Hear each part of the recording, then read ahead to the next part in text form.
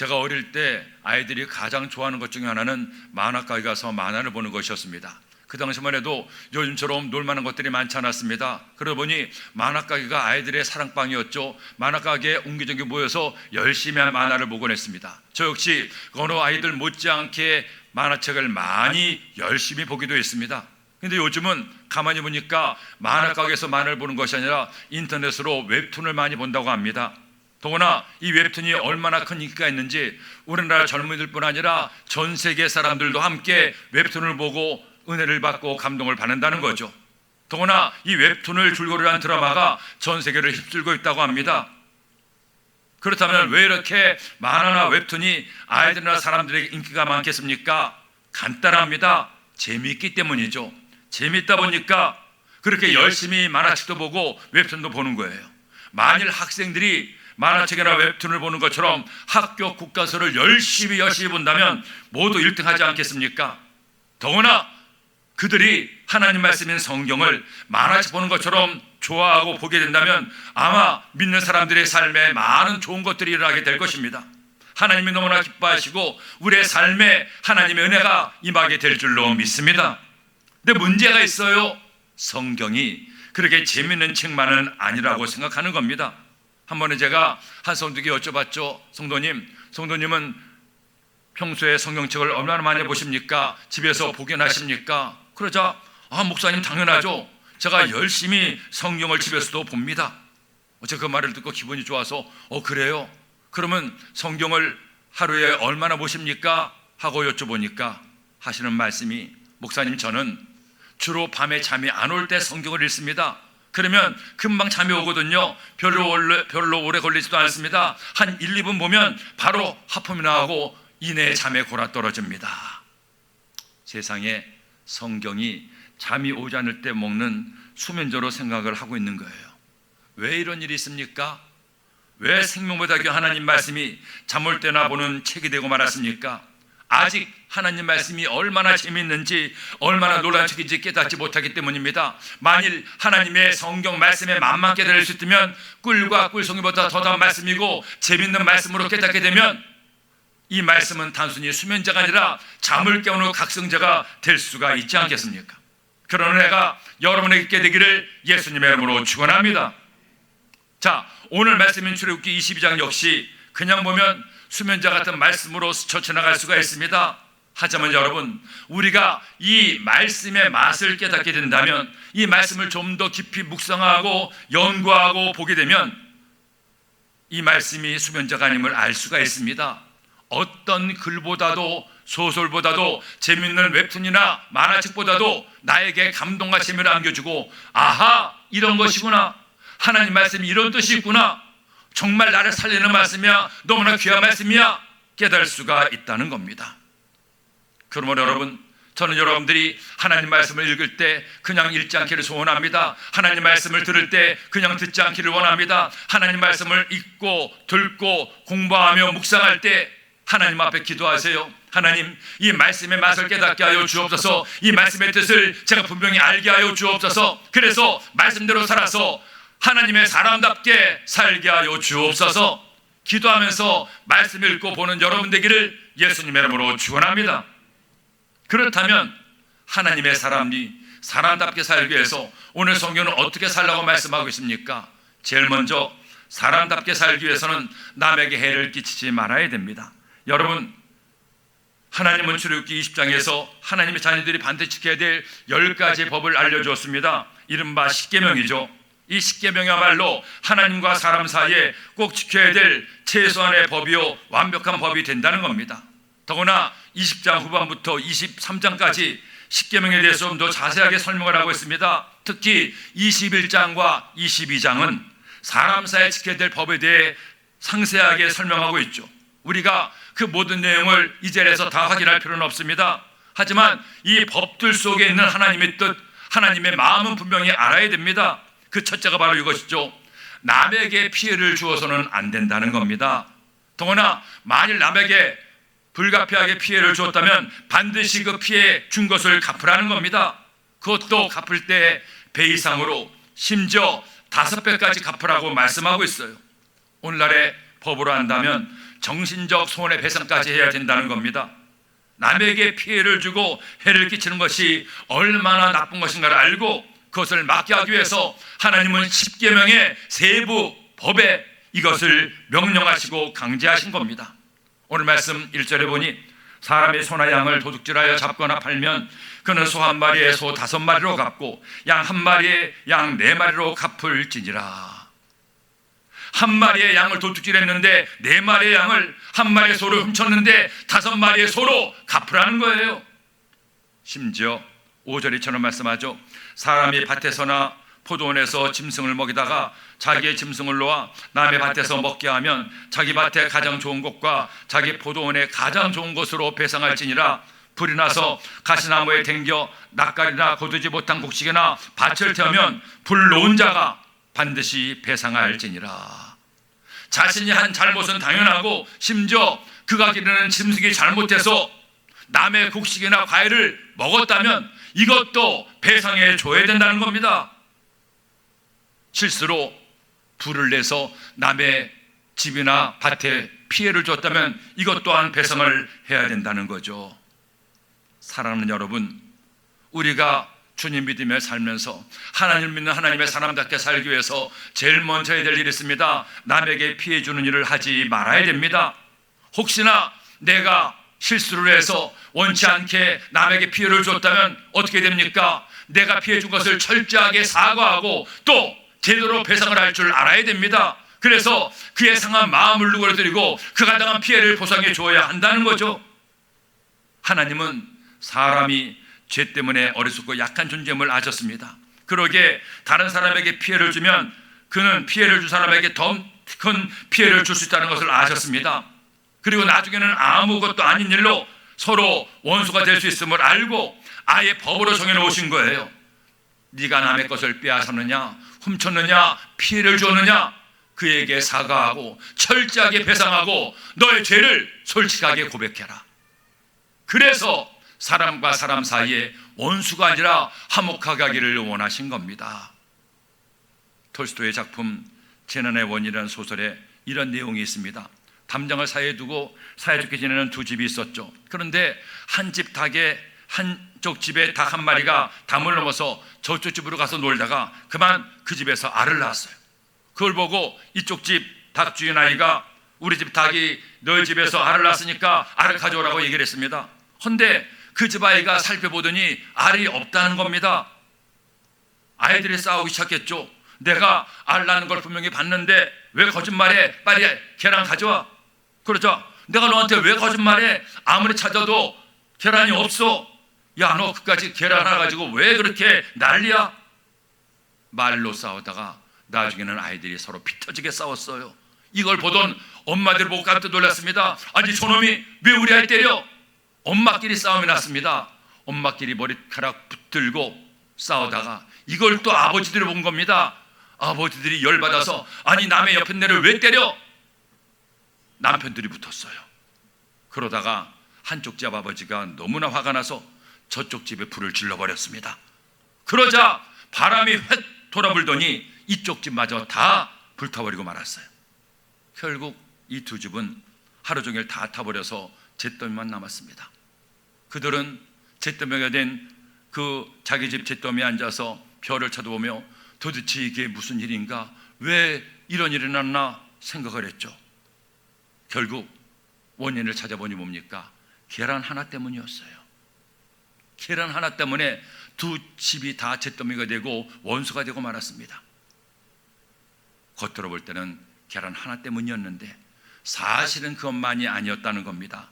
사이 좋은 척했지만 사실은 남보다 내가 더 잘났다는 교만과 자기만 생각하는 이기심, 서로를 믿지 못하는 의심, 욕심과 교만, 죄 때문이었습니다.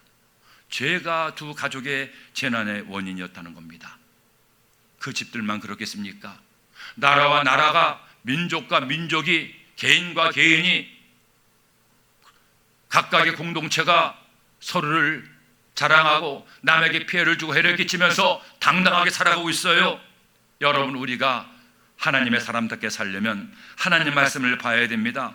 만일 우리가 하나님의 말씀으로 살면 어디에서 무엇을 하며 살든 사람답게 바르게 살 수 있습니다. 제일 먼저 어떻게 살아야 됩니까? 내 마음대로 살아서는 안 됩니다. 남에게 피해를 주면서 살아서는 안 됩니다. 남에게 해를 끼치며 살아서는 안 됩니다. 그리스도인은 남에게 피해를 주지 말아야 됩니다. 오히려 할 수 있다면 이웃을 도와주며 살아야 됩니다. 어쩔 수 없이 원치 않았는데 실수로 피해를 줬다면 사과하세요. 미안하다고 말하세요. 그리고 말로만 하지 말고 피해를 꼭 갚아주세요. 내 잘못을 덮으려고 큰 소리로 싸우지 마세요. 우리는 누구나 사람이기 때문에 부족도 하고 잘못하는 것도 있습니다. 그때 나의 잘못을 인정하고 사과하는 사람이 진짜 성숙한 하나님의 사람이 아니겠습니까? 우리 이렇게 살아갑시다. 사람답게 삽시다.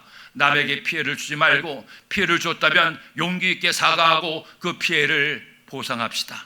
그래서 우리가 남에게 피해를 주고 남을 해치는 사람이 아니라 남을 배려하고 존중하고 더불어 함께 사는 여러분들 되기를 예수님의 이름으로 축원합니다. 둘째로 책임 있는 사람이 되어야 됩니다.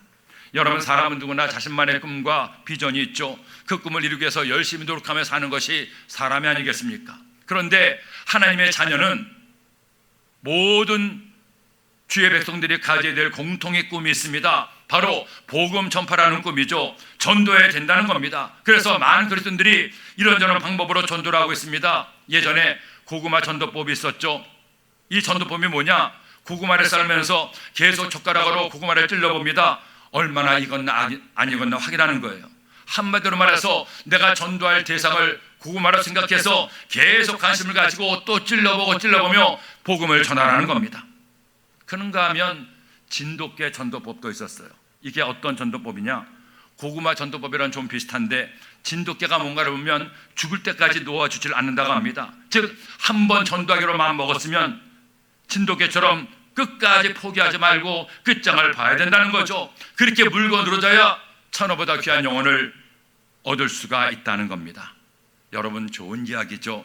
이런 인내와 열정이 있어야 귀한 영혼을 주께로 인도할 수가 있지 않습니까? 하지만 이런 전도는 아무나 할 수 있는 것은 아닙니다. 더구나 요즘은 전도할 때 잘못 물면, 잘못 찌르면 오히려 미친 사람 취급도 받을 수가 있죠. 그런데 여기 가장 놀라운 전도 방법이 있습니다. 제일 오랜 기간 동안 증명되고 예수님도 직접 행하신 전도 방법입니다.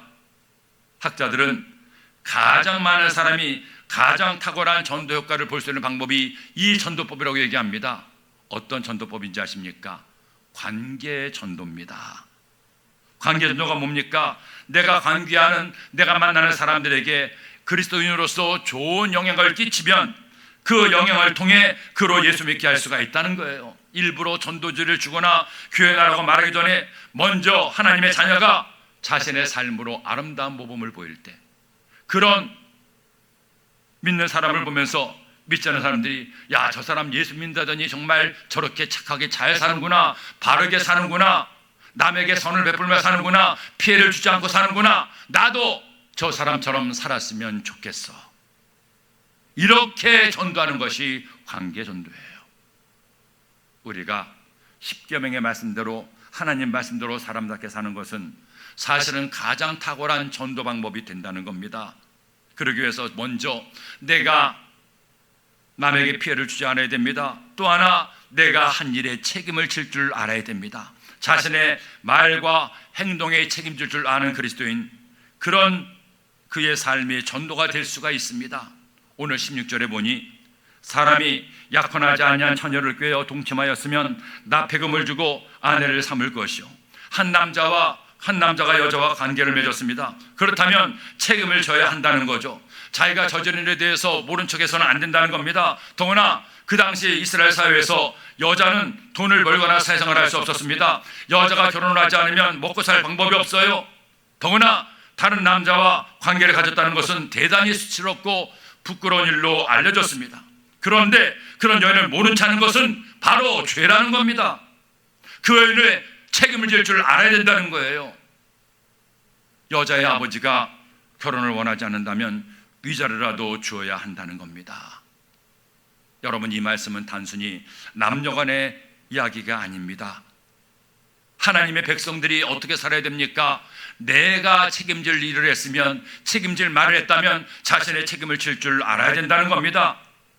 말로는 겉으로는 번대합니다. 하지만 자신의 말에 책임을 지지 않는다면 그는 하나님의 사람다운 삶을 산다고 할 수가 없다는 겁니다.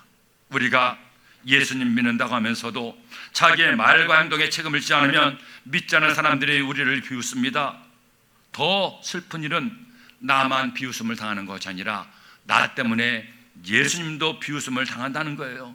아니, 예수 믿는 것들이 왜 저래? 예수 믿는다고 하면서 자기 말에 책임도 못 지고 지가 한 일에 책임도 안 지다니 저럴 수가 있어 하면 안 된다는 겁니다. 그러므로 여러분, 우리는 책임질 일을 책임져야 됩니다. 책임질 사람에 대해서 책임을 질 줄 알아야 됩니다. 하나님께서 나에게 주신 소중한 가족을 책임질 줄 알아야 됩니다. 내 가족을 먹여 살리기 위해서 가정은 책임을 질 줄 알아야 됩니다. 내 남편과 자녀를 돌보기 위해서 아내는 책임을 질 줄 알아야 됩니다. 최선을 다해서 자녀를 돌보고 자녀는 최선을 다해서 자신을 돌보았던 부모님께 효도를 할 책임이 있어요. 그렇게 서로가 서로에 대해서 책임을 질 때 그는 하나님의 사람답게 사는 것이고 그 공동체에 주님의 은혜가 임하는 것이 아니겠습니까? 예전에 제가 송파에 있는 한 병원에 병원 신망을 갔습니다. 근데 병원 신망을 가서 보니 그 병실은 다른 병실과 좀 달랐습니다. 1인실 병실이었는데 병실 그 벽 곳곳에 성경 말씀이 쓰여져 있고 또 편지들이 붙어 있었습니다. 예배가 끝난 다음에 무슨 편지인가 봤더니 그 병원에 있는 간호사나 의사들이 보낸 감사의 편지요, 위로와 격려의 편지였습니다. 어떻게 이런 편지들이 왔나 여쭤보니까 하는 말씀이, 목사님, 제 남편이 이 병원에 들어와서 진료를 받고 치료를 받을 뻔해도 멀쩡하게 들어왔습니다. 그러나 그만 의료사고를 당해서 이렇게 의식을 잃고 벌써 7년째 있습니다. 다행히 병원에서 의료과실을 인정하고 남편이 깨어날 때까지 돌보고 그런 지가 벌써 7년이 지났는데 처음에 남편이 이렇게 쓰러졌을 때는 너무나 기가 막혔습니다. 어떻게 이럴 수가 있나, 이런 일을 할 수 있나. 그리고 그렇게 이 의식을 잃은 제 병실에서 산 지 1년, 2년, 3년 지났는데 생각해 보니 그래도 하나님께서 남편 그냥 데려가지 않고 살려주시니 감사하고, 의식은 아직 없지만 그래도 어느 때는 간간히 몸도 움직이고 또 우리 말에 들은 것 같은 느낌도 있어서 얼마나 감사한지요. 목사님, 병간 오는 것이 쉽지는 않지만 어렵지만 그래도 제게 허락한 제 남편을 위해서 저의 최선을 다합니다. 그 집사님의 홍수에 맞은 집사님의 딸은 마침 목사님의 사모님이었습니다. 그 사모님도 하시는 말씀이, 목사님, 우리 아빠가 이렇게 7년째 누워있지만 그래도 얼마나 감사한지요. 아직도 손을 잡으면 따뜻한 온기가 있고 제 말도 다 들으시는 것 같습니다. 이렇게라도 계시니 얼마나 감사한지 모르겠습니다. 병실의 곳곳에 있던 편지는 그런 가족들을 보면서 감동을 받고 은혜를 받아서 이렇게 의식도 없는 남편을, 아버지를 돌보고 사랑으로 수고를 아끼지 않는 가족들에 대한 칭찬과 격려와 위로와 또는 미안한 마음을 그 편지들에 보냈습니다. 그런 수십 장의 편지를 하나하나 보면서 이 가정은 이렇게 힘들고 어렵지만 그래도 주님의 은혜 가운데 서로를 위하여 챙기고 서로를 돌보니 하나님께서 얼마나 기뻐하실까 하는 생각을 가져봤습니다.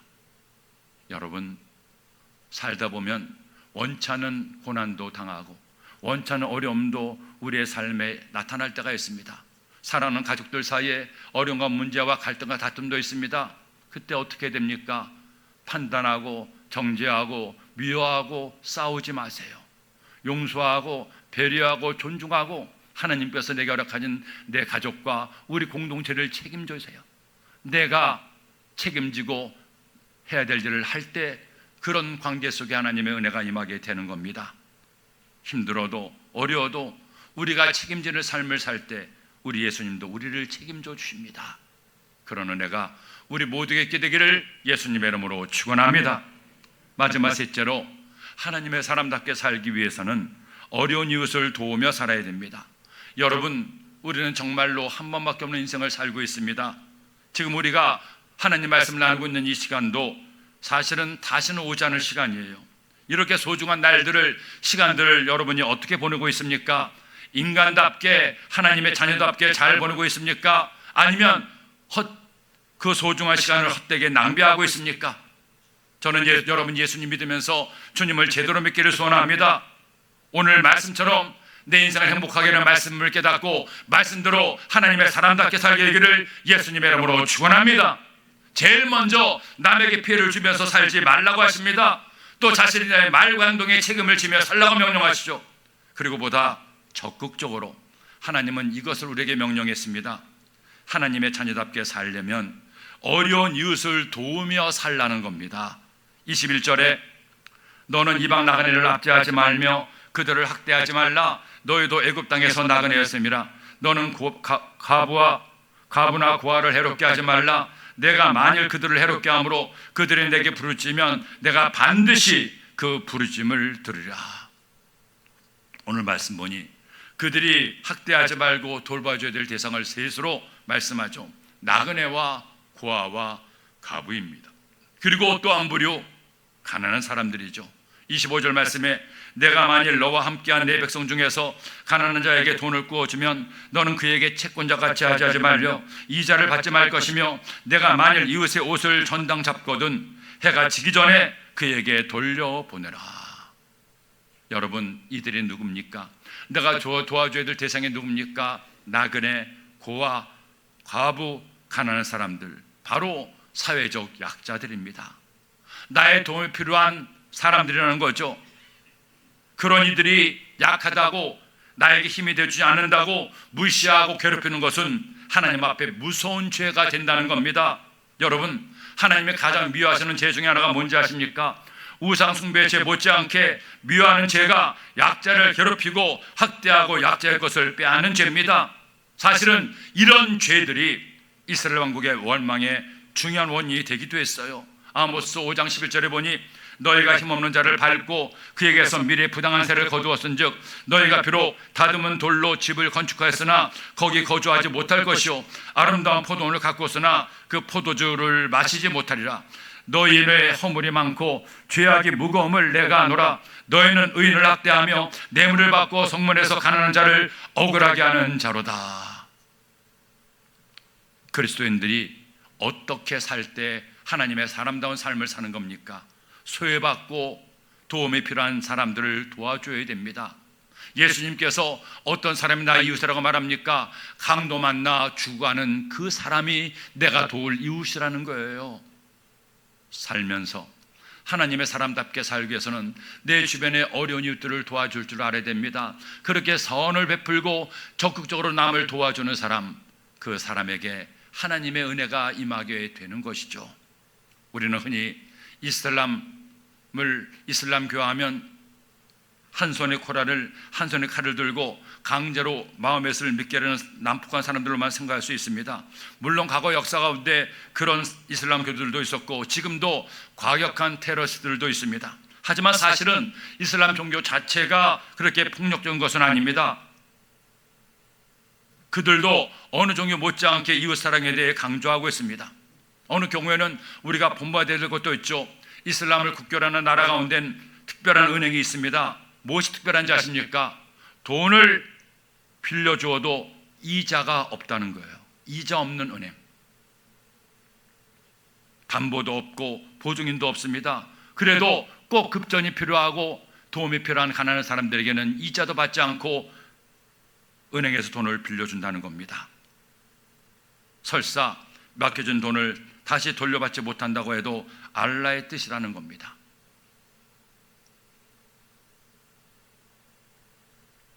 물론 모든 은행이 다 그런 것은 아니겠죠. 하지만 단 하나라도 그런 은행이 있다는 것, 참 하나님, 진짜 하나님 믿는 우리가 본받아야 될 것이 아니겠습니까?